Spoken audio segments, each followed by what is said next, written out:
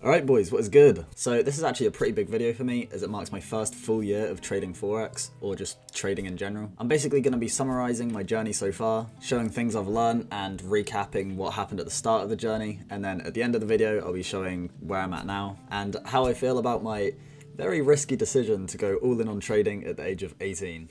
I'm still an amateur. I've been researching Forex and trading since early June time.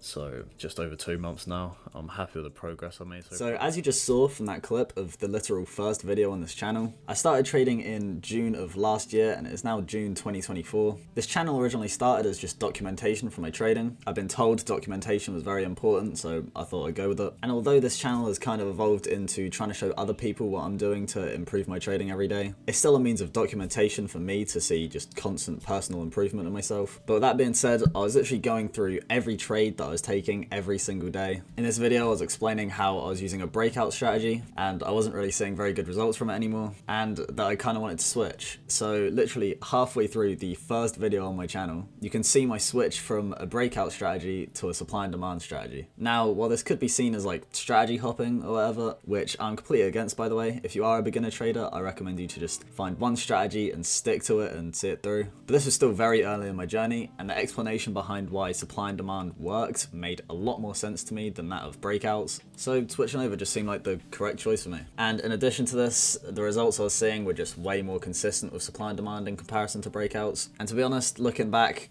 I still think it was a good choice. This is basically just how my trading has been going so far.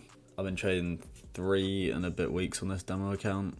I restarted a lot at first, but I'm just going to stick to this one. I put a K in it, realistic amount. Yeah, and this is basically how it's been going. So yeah, I started my documentation on a demo account, and at this point, I was doing very poorly. Now this is one thing I will say to any beginner traders watching. If you are on a demo account still, which I recommend you do it first, just make one with a very realistic amount and stick to it. You'll learn way quicker than if you're just creating a new account or just adding money to your current one every time you lose. It's just pointless and it's something that you need to stop. Be realistic, have the mindset that you're on a real account. Start off with like $1,000 or whatever's realistic for you, and yeah, just be professional with it. But back to the clip I just showed, I'm sure some of you saw the weekly statistics there. Yes, I went 1 and 13 on week 3. I had a minus 14% week. How does it even happen? But I guess that's just what will happen at first. I just didn't know what I was doing at all by this point, and I guess these are the moments that kind of separate the people who quit and the people that just see it through. But anyway, let me just move on a little bit. Yo, what's good? So this video is pretty big, well, for me at least. It's actually going to be my first time trading a live account. Obviously I'll be documenting those trades in this video. So I started my first live account. This was the beginning of September 2023, so about 3 months into my trading. Now, while this is kind of dumb because, like, why would I start that when I wasn't even seeing very consistent results on demo? I can't say I regret it, and that's because it definitely did make me learn quicker. But you'll see in the next upcoming few videos me just sounding more and more down just because the account was just slowly going downwards in capital, especially after how insane my first week was. And for the 99% of you that have not seen that video, I want you to guess how much I gained on that first week on a live account. I started with $117 on the account and I ended with $156. That is a 33% gain on my first week. Imagine how inflated my ego was at this point. I really threw these two statistics up on screen and went, yeah, the week went better than expected. You know, it was a bumpy week, but I'll talk about that in a second. So here's the weekly stats. Alright, so that's the end of the week, and I'm gonna be honest, it didn't go nearly as well as my first. Yeah, I had 2 profitable weeks in a row to start my live account. My ass put like an extra $330 in the account after that first week. More advice, don't do that. If you got extremely lucky on your first week, just let it run for like another month at least. Don't do that. My ass was generally just thinking I was him, bro. Like, why is everyone saying that it takes a year to become profitable? Well, I just did it in 3 months. This shit easy. I just got a 33% gain, then what, like 5% gain? Goddamn, I'm nearly up 40% in my first half a month. Like, why am I not rich already? Okay, guess I'll talk to you in a second with the weekly stats. Yeah. Man, that sucks. That sucks. Alright, so overall, you could see the stats are terrible. Here's the weekly stats. Oh, this is about to be terrible. Alright, so let's discuss the elephant in the room. What the fuck were those stats? I don't Yeah, let's just say psychology was not my strong suit at this point. Not as a strategy, to be fair. I just kind of asked at this point, but that's not the point. I learned a lot from these weeks. Like, real shit, I learned a lot from these weeks. I'm glad they happened when they did. I did lose over 100 in 2 weeks, and that is about, like, over 20% of the account, which is... That is crazy. And that was also a lot of money to me, especially back then, because I, for some reason, didn't have a job, and that was the majority of the money I had. And I put it into that trading account because I was just like confident.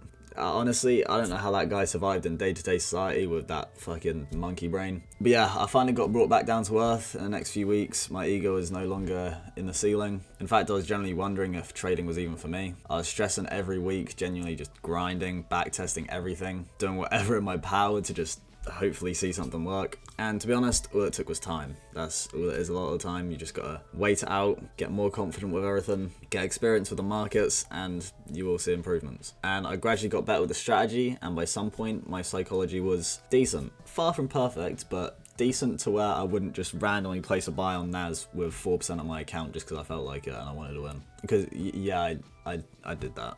I did do that. But yeah, by December, I was having quite a lot of break-even weeks. It was rare that I'd be up on a week, but I'd either lose a normal or small amount, or just be break-even for the most part, so I was improving. Alright boys, what is good? So this is actually a pretty big video because this is going to be my first video on this 100k funded account. Now I have actually taken one trade on this account so far, and it was a loss, but hopefully today we can make that back. And I'm on a 100k challenge. Now everybody new, once again, say it with me now. Why the fuck would you start on a 100k challenge? Yeah, we're all thinking it, right? And yeah, no, you're right. You thought I was going to say more? Nope. Nah, for real though, I should have started on a 10k. Now, although I was not built for trading on this 100k challenge, especially after I'd just been trading on like a $300-400 account, I played it pretty smart, to be fair. Not the smartest, but like, not bad. But if I would start another challenge, I'd be risking 0.5% until I'm 2% up on the challenge, and then risking 1%. And if I get too low on the challenge, then start risking 0.25. to be like really safe. But I was just risking 1% on every trade from the start to the end of the challenge. I say the end, the challenge never ended. I'll elaborate on that. But yeah, I did stick to that. I never over risked, and I managed to keep up my streak of being fairly break even whilst taking a loss every so often. So my account was just slowly going down, and you know, I was cool with it. But that was all about to change. Oh, that was cringe. I've actually got something a little bit different for you today. Now, it's not a live trade, it's more like a weekly breakdown. However, I have some pretty interesting changes to my strategy that I think a lot of you will be interested in. Personally, I found something a little bit different. It's still supply and demand. However, from my testing, this is literally just a complete game changer for me. Now, I still have a lot more testing to do in the live markets. So far, most of the stuff I've looked at has been back testing. This week, I actually have done a full week of trading it, so I'll show you how that went. But yeah, anyway, I'm sure a lot of you have heard of liquidity supply and demand. It's not nearly as popular as normal supply and demand, but I've been learning some RD concepts, if any of you have heard of that. And like I said, from my testing, it's crazy what this strategy can do for like your risk reward. So basically, I'm sure a lot of you know RD Forex. He was a smaller YouTuber by this point, probably around 800 subscribers, whilst I'm pretty sure I had like 4k, so it kind of overtook me. But yeah, I was aware of him because of this one video I saw him I recommended. It piqued my interest, talking about how to increase the win rate and risk to reward of supply and demand. I watched it and I was interested in it, and later I started seeing him on my streams and replying to my stories, just like telling me when one of my normal supply and demand setups are actually liquidity supply and demand setups, and they always seem to hit. So then we ended up going back and forth on Instagram for months. I'd just be interested in learning about the strategy, even though I didn't really want to switch, because I thought I was so close to profitability with the normal supply and demand. But in reality, the strategy that I was using, the one-to-ones and everything, don't think it was made for prop firms. I'm sure it works for some people, I'm not hating, but it was not for me. So I took the dive and I went for it. And oh my goodness, best decision of my life. I joined his Discord, which is now in my description just because I back it, because it actually just helped me that much to learn the strategy myself. I literally just went through all the webinars, the monthly results, all the previous signal trades, and after literally about a month of really researching it and trading it, I was seeing pretty decent results. I made the pretty big jump of trading the 5-minute charts over to the 30-minute charts. This basically feels way more professional. It frees a lot of time. It is genuinely easier to trade. I was getting more consistent results with it, and just a bunch of other things, and I just prefer it now. The 5-minute charts really just felt like a full-time job. Like, I trade because I also want to free up time, and then I'll just sit down for like 5 hours during New York session and just trade like it's a full-time job. No hate to my scalpers out there, you just got a harder mindset than me, but yeah. Things were going well. Yesterday, I managed to take this insane 1 to 10 RR demand setup. Here's some proof if you don't believe me. And in this video, I'm going to be giving a full explanation on how to hit ridiculous risk to rewards using this insane new supply and demand strategy, and how it implements liquidity concepts to make trades go absolutely insane off your zone. And then a month ago, I hit my first 1 to 10 using the strategy, which is our max risk to reward, which is unreal, by the way. Like, that was not a possibility with normal supply and demand, really. I made this full explanation video, which was backed by RD himself, so that's when you know that I know what I'm saying. You feel me? I've actually got the strategy down, and it's just been going well. Shout out to RD's Discord though, like genuinely, I learned everything from there. The webinars were just extremely helpful. They still are being helpful, to be honest. Like, some things, if I'm just either unsure on it or I just want more confidence in something regarding trend with the trade, still helpful. Daily forecasts are goated.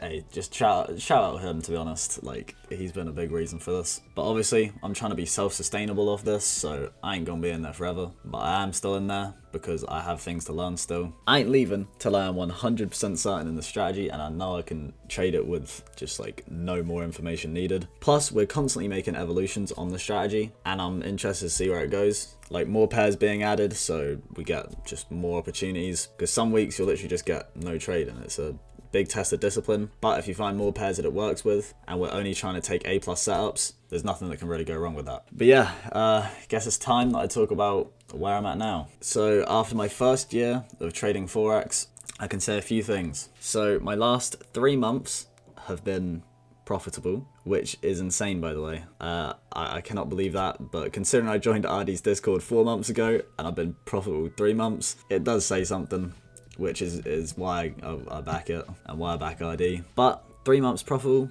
I do not say is consistently profitable. I want to be profitable for 5-6 months before I really say that I'm like all the way there. So I haven't given myself the title of being consistently profitable, never have. But even though I'm having this success, I'm definitely still not all the way there. I'm still on the 100k challenge. I haven't talked about this in a while, but I passed phase 1. However, the reason I haven't fully passed it yet is because I have this one psychological issue stopping me, and that is under-risking. Whilst it used to be over-risking, it is now under-risking. I have been risking either 0.5% or 0.25%, depending on the setup, basically every single trade for a very long time. And as you can imagine, this has made the whole process a lot slower. I keep telling myself I'll stop, but when I get to the point of actually entering a trade, I'm like, yeah, this one thing isn't perfect, and so I'll just risk 0.5. I'll start risking 1% once I've found like a really good setup to start on, and then it'll win, and I'll be like, oh wait, literally could have passed a challenge if I just kept doing this whole time. So the fact that I made 8% in 3 months with half risk is pretty crazy. If I was risking normally, that would have been 16%. 16% in 3 months is very good. That's an average of like 5% each month. Good enough months to have passed this challenge. So I will improve, as we all will. We're all on this journey together, man. So the real question, do I regret my decision to go all in on Forex? And the answer is, hell nah. Like, I'm gonna make it. I don't know about you. Like I'm getting there. I'm already halfway there. But nah, for real though, I literally decided to skip out on going to university, which happens when you're 18 in the UK, because I wanted to do this. I was so confident this is what I was going to do in my life, and it is going pretty well. But only time will tell where I'm at in 5 years. So stick with me. I'll see you boys in another year, and I better see you there unless you go and quit like a little bitch and give up on your dreams. Or unless you find something else better. But yeah, anyway, peace. Goodbye.